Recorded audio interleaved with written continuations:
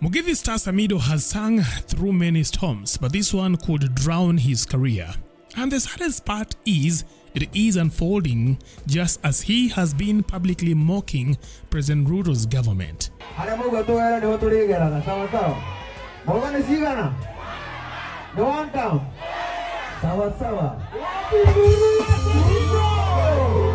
Barely weeks after resigning from the police service and fresh from a stint in self-imposed exile in the US after skipping duty and catching a warrant of arrest, the singer now faces the biggest scandal of his life, a sexual assault case.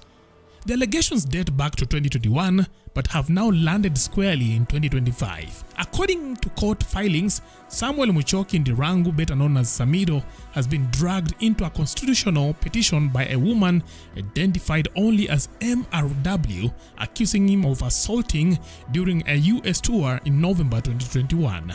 She claims he lured her to his Airbnb in Overland Park, Kansas after a show. At around 10:49 p.m, she says he ignored her protest, mocked her resistance, and assaulted her. She left in shock, later telling friends, reporting to police, and eventually filing with US prosecutors. She further alleges that over the next 2 years, Samidoh manipulated her with alternating charm and threats. In one chilling message, when she demanded accountability, he allegedly dismissed her as a professional prostitute. An assault case was logged in Kansas under case number 2023-022-021.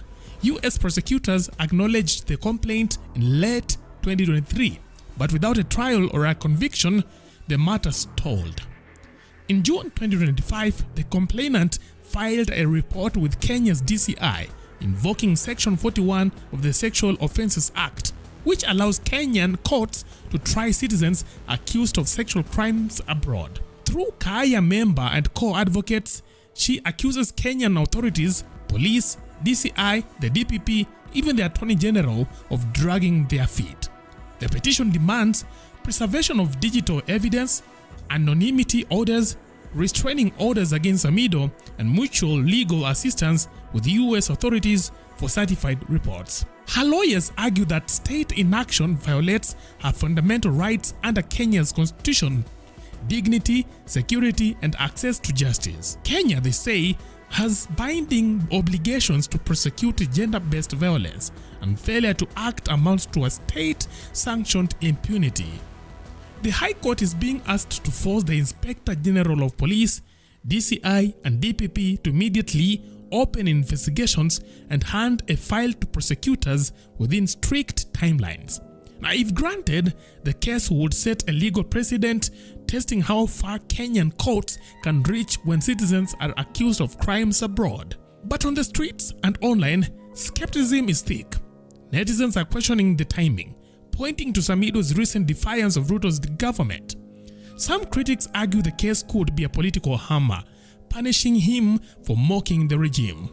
And the history fits the pattern. Months ago, Samidoh was caught on camera chanting "one term," the opposition slogan predicting Ruto's downfall.